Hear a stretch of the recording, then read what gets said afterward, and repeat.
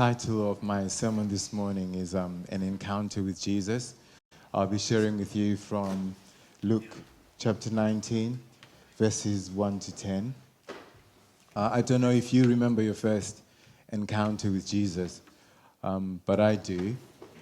I was about 14 years old when I first had an encounter with Jesus. I was 14. I remember I was in boarding school at the time. My parents sent me to boarding school when I was about 13, 14, and 15, and then I went back again when I was in sixth form. And the thing about boarding school is that everything was routine. We had a bugle call for everything that we do. There was a bugle call for breakfast, a bugle call for prep time, a bugle call for dinner. Everything was, you know what a bugle is? It's a horn that you blow. Is like a trumpet. So there was a bugle call for everything. Weekdays were okay because we had sports and other things that I was doing, and I was quite athletic. I played football, rugby, cricket, tennis, anything to get me out of school campus, basically. Because if you're in the school team, you could go out and play against, compete with other schools. So, but the weekends were extremely boring. Saturday, you just do the normal routine. Went in, had breakfast, and then if you weren't playing sport, then you'd be bored. You had to do something. But on Sunday, those that were Christians were allowed to go to church.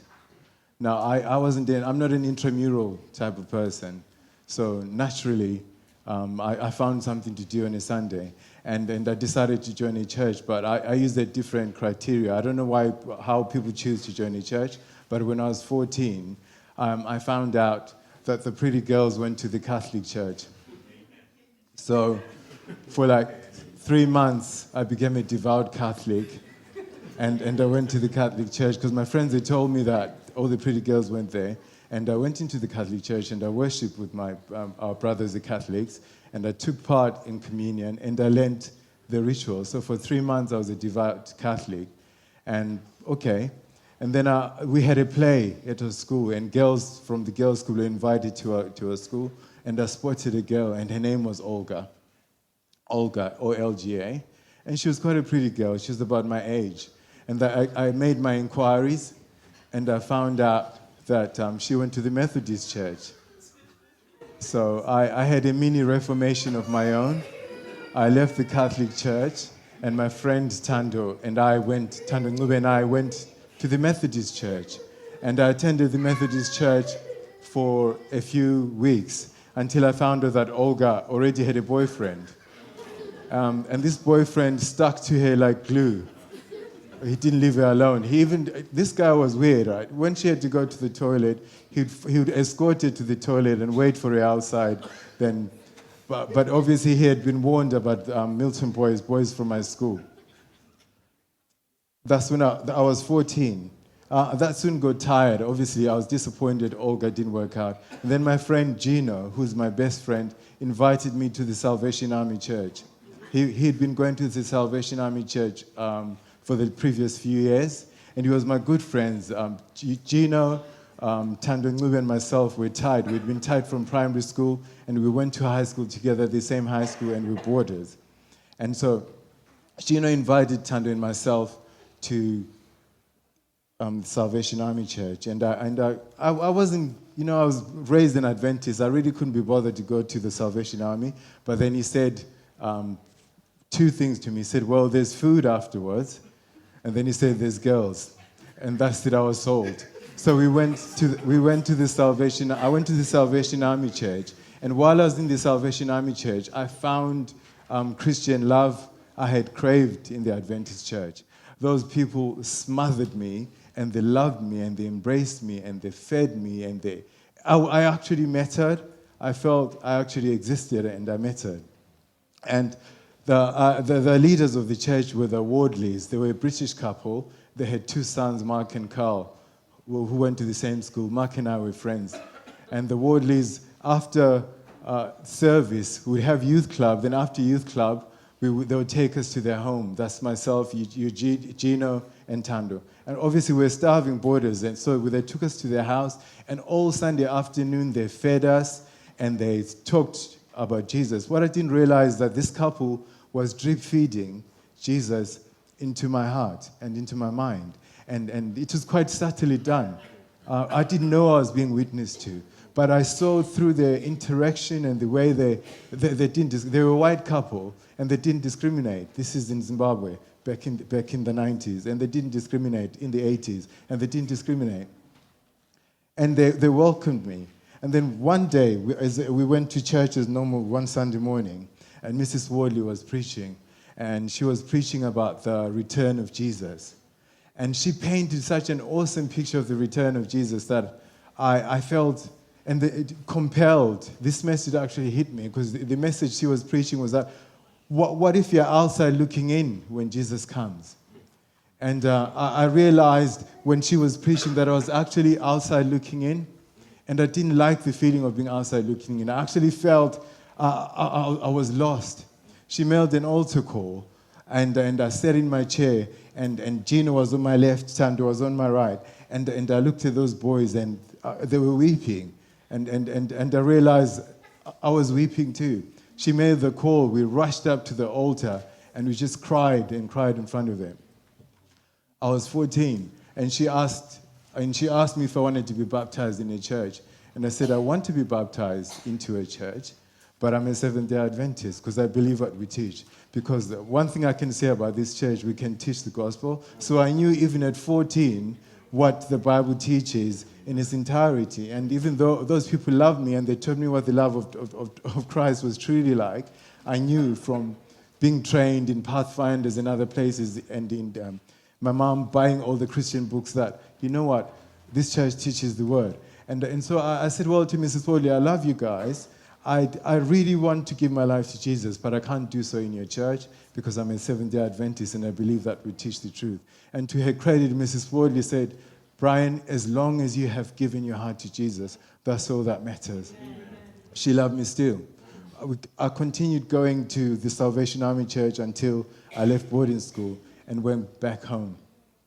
So for about five years, I was going to the Adventist church. I didn't get baptized for 5 years. And the reason why I didn't get baptized for 5 years was all the hypocrisy that I saw in the church.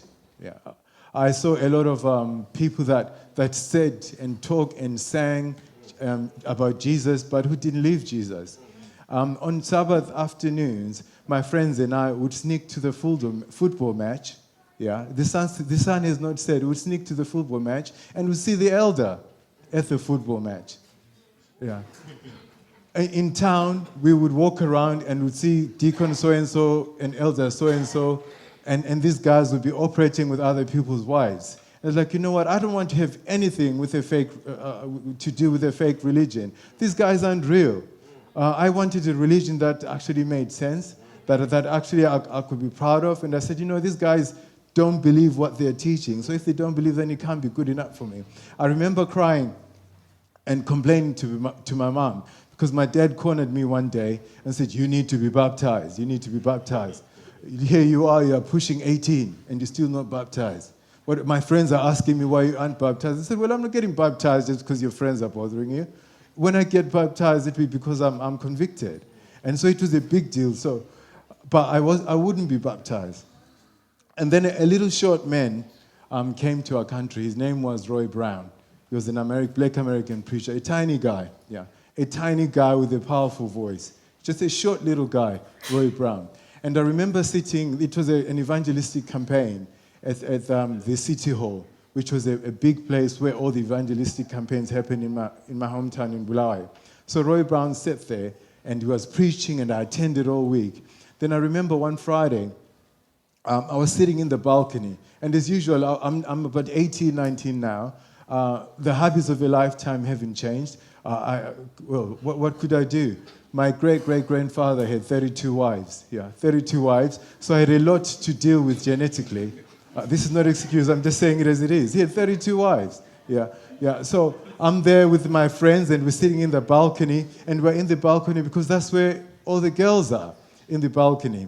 And Roy Brown he preached a sermon, and the sermon title, I still remember this day, was Too Late to Cry. And he painted a picture of the second coming of Christ, and judgment has already been shut, and the Lord has already stood up and said it is done, and you're outside looking in. The same message that Mrs. Wardley had preached when I was about 14. Outside looking in. And once again, I felt I was outside looking in. He made the altar call, and I was sitting there in the balcony. He made the altar call again, and he said, you know what, the Spirit is telling me that there's somebody up in the balcony. Come down now, give your life to Jesus. And I just sat in the balcony. Come down now, give your life to Jesus. I sat in the balcony. I looked around, my friends were tittering, and everyone was making a joke, and I thought, you know what, I can't go. What about all my friends, this crowd? How can I give my life to Jesus? There's a crowd around me, and I couldn't do it. And he made the prayer. I couldn't do it. I saw one of my friends, Keith, run down the aisle to give his life to Jesus. I couldn't do it. But you know what? Well, he told everyone, close your eyes and pray. And when everyone closed their eyes, they pray. I went down and I snuck round the back to where all the people that were giving their life to Jesus were congregating, and I gave my life to God. And that's how I came to church. That was my encounter with Jesus. This morning, I realize it's 25 past 12. We lingered a bit. I'm going to share with you a message from Luke 19, 1-10. This message is also found in the Desire of Ages. And this title is simply An Encounter with Jesus. I've shared with you my encounter with Jesus. And the person that I'm going to talk about is Zacchaeus, who also had an encounter with Jesus. Verse 1, Jesus entered Jericho and was passing through. And there was a man called Zacchaeus. He was a chief tax collector, which means that he was a superintendent to whom others reported, and he was rich. Now, Jericho was a city that was at the bottom of the Jordan Valley, and it was a trade center. There were many roads leading to and from Jerusalem. You could access Egypt, you could access Transjordan, and you could access Damascus. It was well known for its balsam trees, or the groves, and there was palm oil. So there was a lot of money flowing through. And every person that did commerce or business in Jericho had to pay tax. So it was quite a rich ground for collecting tax. So Zacchaeus is introduced to us in verse 2. Now, his name actually meant righteous one, or pure one, or one who is clean. That's the name that his mother and father gave him. When he was born and they held him in his arms, they said, "Oh, righteous one. Let's name him righteous one. Let's name him pure one. Let's name him a clean one." But righteous wasn't a clean, Zacchaeus was not a righteous, clean, or pure individual. He was a tax collector. Tax collectors were extremely despised by Jews because tax collectors represented a foreign power. So the Jews were subjugated or were slaves to Rome. And what the Romans did, they would get Jews to collect the money from other Jews. Now, that wouldn't have been an issue if the tax collectors were honest, but they weren't really honest.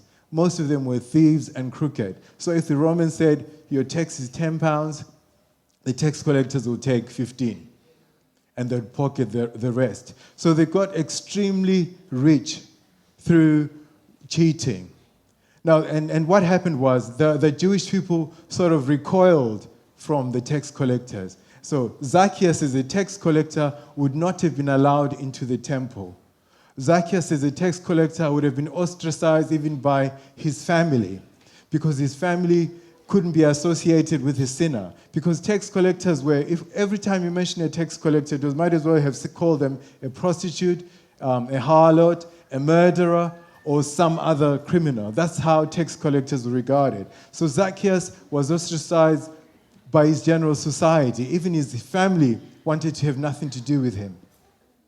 He had no access to worshiping God because he wasn't allowed in the temple. And in the Jewish economy, worshiping or accessing God was via the temple. But he wasn't allowed to do that because he was considered a sinner. However, Zacchaeus was quite enterprising. He rose up the career ladder.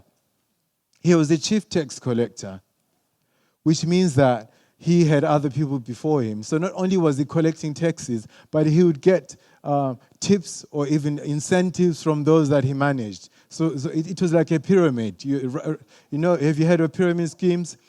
Zacchaeus was at the top of that pyramid. All the other tax collector supported him at the top and gave him money. He had money, Zacchaeus. He had power. He had influence. And no doubt he had the girls as well. But that didn't seem to matter to him.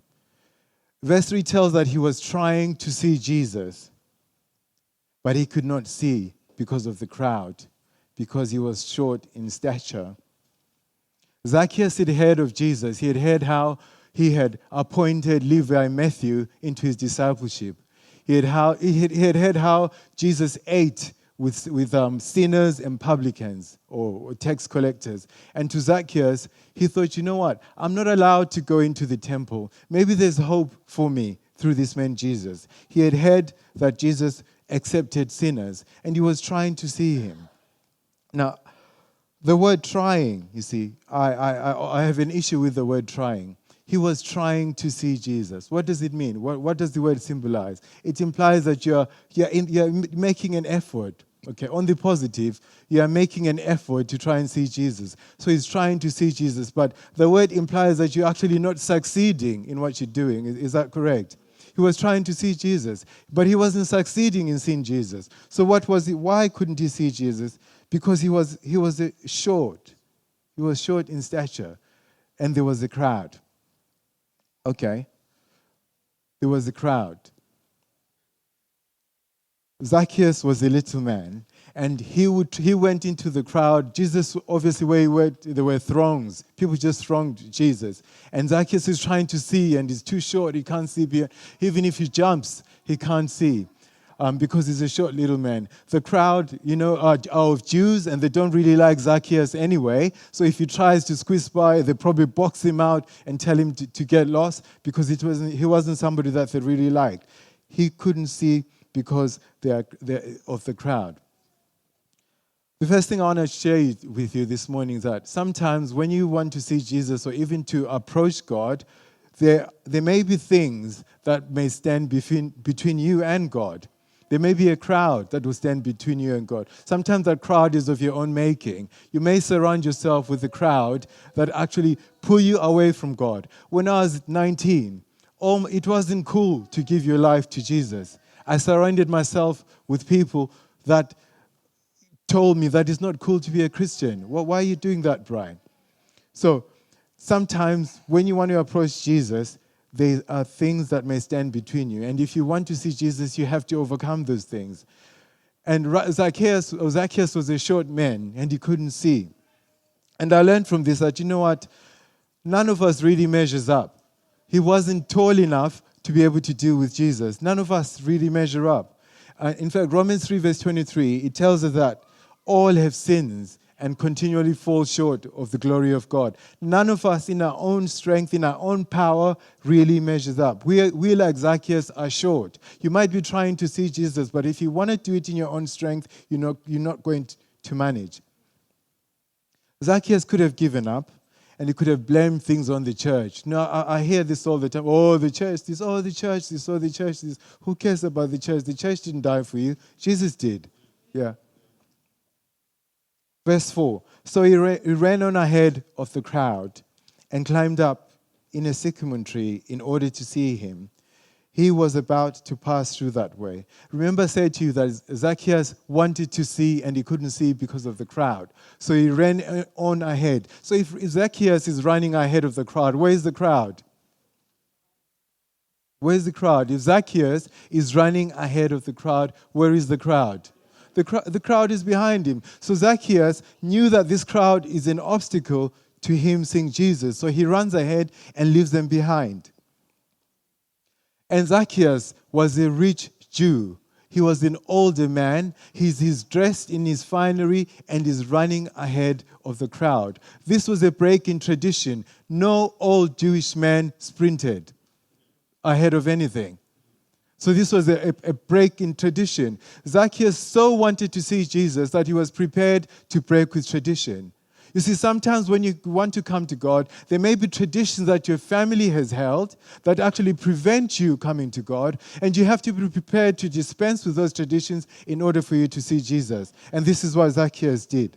Sometimes you need to run ahead of the crowd. You see, salvation isn't a crowd experience. I had to live, my friends, sitting in that balcony, and I was baptized on my own. There's no group discount when it comes to Jesus. Everyone has to make a decision for themselves. Zacchaeus broke with another tradition. He was an old man. I couldn't tell you when I last climbed a tree. I must have been about 15 or so. An old man in rich clothes climbing up a sycamore tree. There was nothing more undignified. And he sat there with his little feet dangling over the limb, just waiting for Jesus to come through. That was Zacchaeus. He dispensed with tradition, and he ran ahead to see Jesus, and he sat in the sycamore tree. But what the irony is that when Zacchaeus sat in the sycamore tree, he was not actually, all he wanted to do was to see what Jesus looked like. If you look at the verse says he wanted to see what Jesus looked like. He wanted to see which one was Jesus.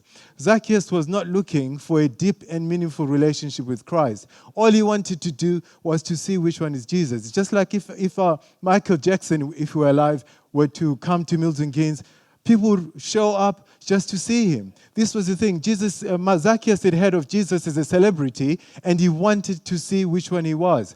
He expected Jesus to walk underneath, and all he would do was say, oh, he's that one. Oh, okay. Oh, it's quite cool. He's a normal-looking dude. And then Jesus would go his way, and then Zacchaeus would go his way. All he wanted was to see what Jesus looked like.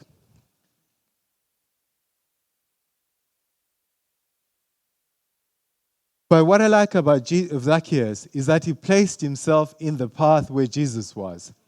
Do you notice? He saw that Jesus is going to go in that direction, and he ran and he sat and he waited for Jesus to pass by. He placed himself in the path of Jesus. I just wonder, have you ever placed in the path of Jesus? Have you ever placed yourself where Jesus should actually access you?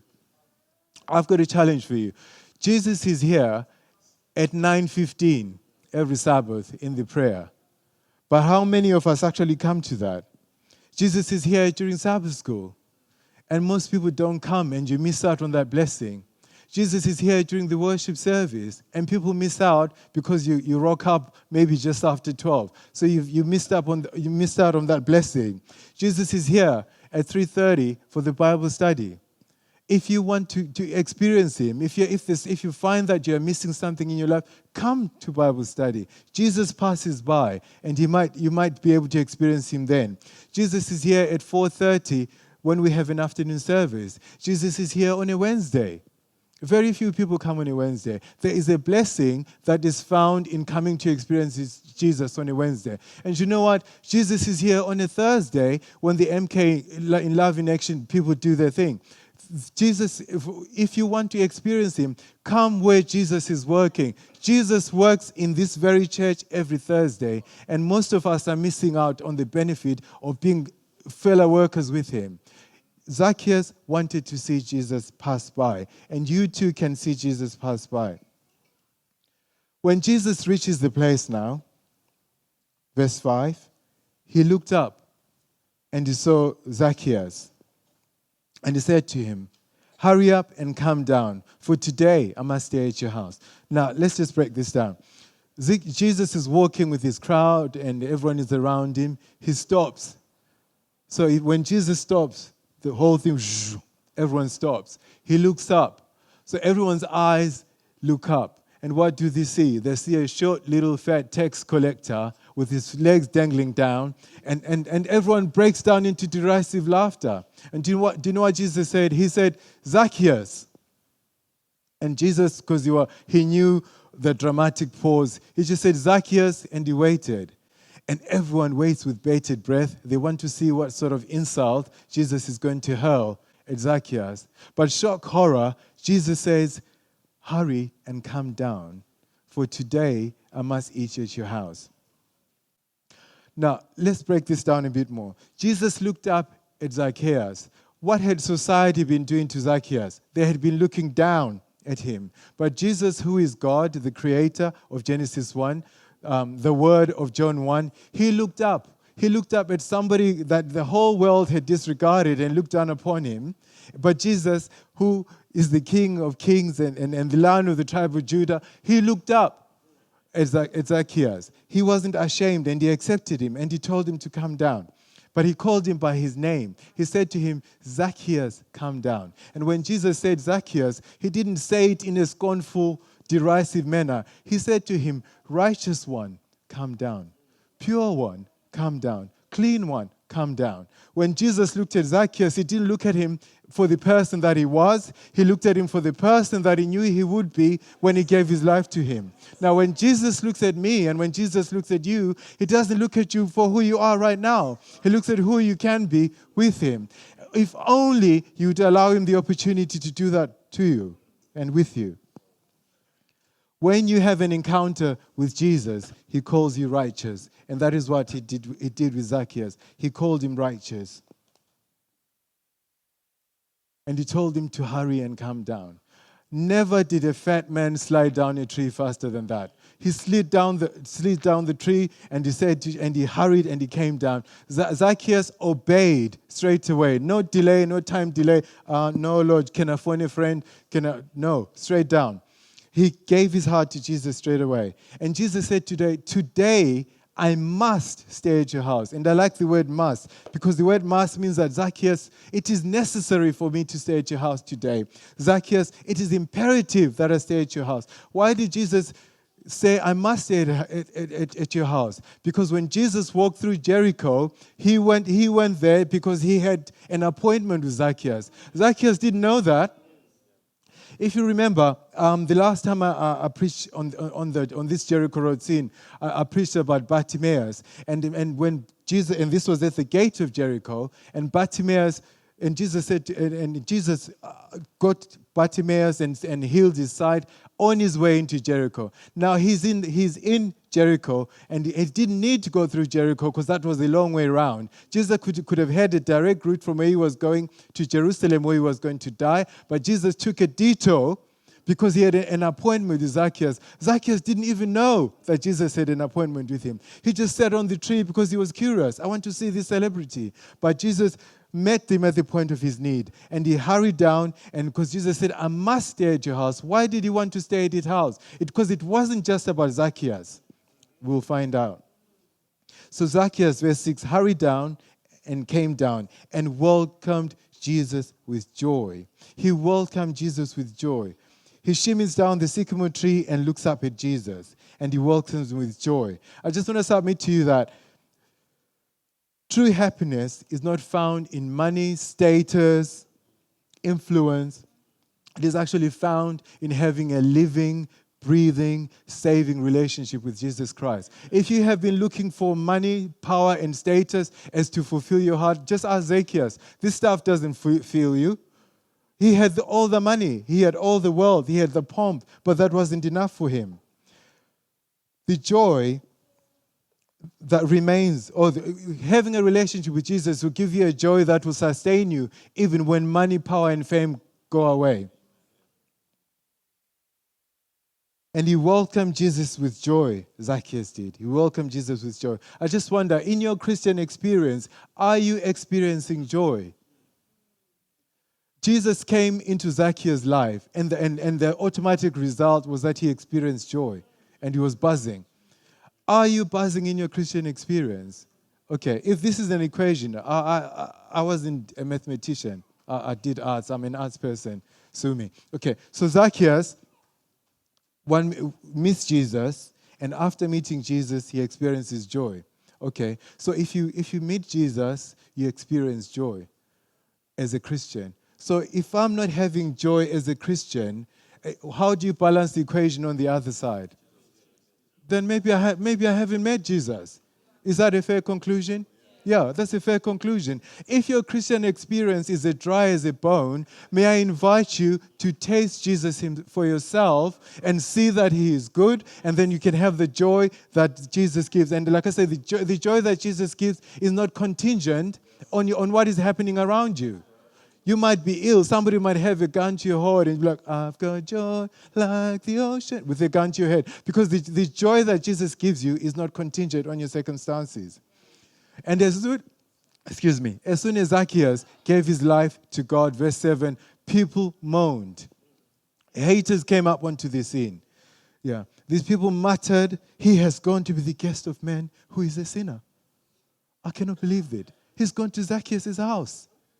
Sometimes when you come to God, you might have people that actually hate. Yeah, there'll be haters. Why are you going into that church? This is the church that you've been going through for years. Well, I'm going to that church because I've read the Bible and I believe that that church teaches what the Bible says. That's why I'm going. The people that moaned, they went moaning when they were walking with Jesus. But wait a minute now, Jesus has saved somebody, then they start complaining. Where were you all this time? See, they wanted Jesus to treat Zacchaeus the way that they treated him. And they didn't want Zacchaeus to be saved into Jesus' kingdom. Now, there are some murmurers and mutterers in your life. These are the people that should know better, but who will entice you to sin, or who will not correct you when you sin. They might as well be kicking you into hell themselves. And you know what? In this very church, there are people who have set themselves up as the guardians of the gates of heaven. Yeah, they have set themselves up. God hasn't appointed them, but they have set themselves up. Okay, and they want to dictate how God is to be worshipped and how we should respond to God. We live in the era of the X Factor. We have many Cheryl Coles and some Cowles in this church who would actually want to comment on everything. Yeah. The pastor preaches a sermon, and when you get home for lunch, we dissect him. Delivery was poor. Yeah. That was rubbish. Who actually appointed you to do that? Who died and made you the Holy Spirit? Yeah. Every message that goes out is because God is trying to win a soul. Because we do not wrestle with normal powers. We wrestle against principalities, powers, the very rulers of the darkness of this world. So when somebody stands up to say a word, if it isn't for you, or if you haven't heard it, back home when I was a little boy, I used to have a wireless. Who knows what a wireless is? Yes, an old radio that my grandma used to have. And you had to turn that knob very, very delicately to get the right radio station, otherwise you'd miss it. Yeah. And you know what? So if you come to your sermon and you don't hear the message, the problem is not with the speaker. It's because your wireless isn't delicately tuned enough. Yeah. I challenge myself every time I come to church. I have to take some notes. Yeah. There must be something in that sermon for me. Let's give our pastor a break. Okay, and let's actually look inward and find out where the problem really lies. And let's allow the Holy Spirit to teach and to lead us. Zacchaeus was truly converted because in verse 8, he says, I am sorry. Elder Kenny. I made some notes I took a photo of your screen. You say that God wants us to be happy with each other. Zacchaeus realized that the congregation would not be happy with him, because he had actually been stealing from them and he had been cheating. And he said in verse 8, oh, I am really sorry. And declares, Lord, I'll read it in the King James. And Zacchaeus stood up and said unto the Lord, Behold, Lord, the half of my goods I give to the poor. And if I've taken anything from any man by false accusation, I'll restore him fourfold. Zacchaeus said, I am sorry. You see, you said, Elder Kenny, that the devil wants us to hurt and hate each other. Zacchaeus had hurt a lot of people, but he said, I'm sorry. And all the people hated him. But the person who really mattered didn't hate him. The person who really mattered loved him. And you said, Elder Kenny, that you should say sorry if you offend somebody. And Zacchaeus stood there. Remember, this is on the way to his house. He's saying to everybody, if I have stolen from anyone, hey, please come to me. I'll restore you fourfold. This is a public announcement. People went home to get their receipts and everything and their bank accounts to show so that they could get their restitution. Okay, you said, Elder Kenny, that you should forgive those that make you sad. Jesus does not like it when we steal from one another, when we slander one another, when we do things negative. And Zacchaeus did all of that, and Jesus forgave him. Jesus forgives us, and Jesus loves us all. And Jesus loves us all, and he loved Zacchaeus himself. And he said in verse 9, "Today salvation has come to this household, because he too is a son of Abraham." Today salvation has come to this household. Today, not tomorrow, not the next week, today. Zacchaeus was saved the very day that he gave his heart to God. I believe I was saved that day, that Friday evening, when I actually made a stand for God and said, this is where I want to be. The Son of Man, verse 10, came to seek and to save which was lost. I was lost. Yeah, I was just meandering through life, but God saved me. Zacchaeus was lost, but God saved him. And I believe that when Jesus comes, we're going to see Zacchaeus. I'm curious to see if God will add inches to his life, to his height. I'm just curious to see. But then he may have been a short little man, but when Jesus touched him, he became a spiritual giant. This is what happens when God touches you. It doesn't matter what your externals are. What matters is the spirit within. And when you have the spirit within, you can do great and mighty things for God. This message has been for somebody. I've had to cut it short because I was looking at time. But this message has been for somebody. And if God has touched you today, I just want you to stand with us as we sing the closing hymn. And if he has touched you today, come forward so that we can pray with you and we can encourage you. The elders have started a baptismal class. It's in the office next door. And every Sabbath, it's in Sabbath school lesson time, we teach the lesson. So please come join us in that and prepare to be baptized. I can tell you I have been a Christian since I was 19. I haven't been perfect since I was 19, but every time I know that I can come to Jesus and he hears me and he restores me. And sometimes I'm even amazed when he starts moving things. I'm like, seriously, Lord, you did this for me? You know what? If he can do it for me, he can do it for you.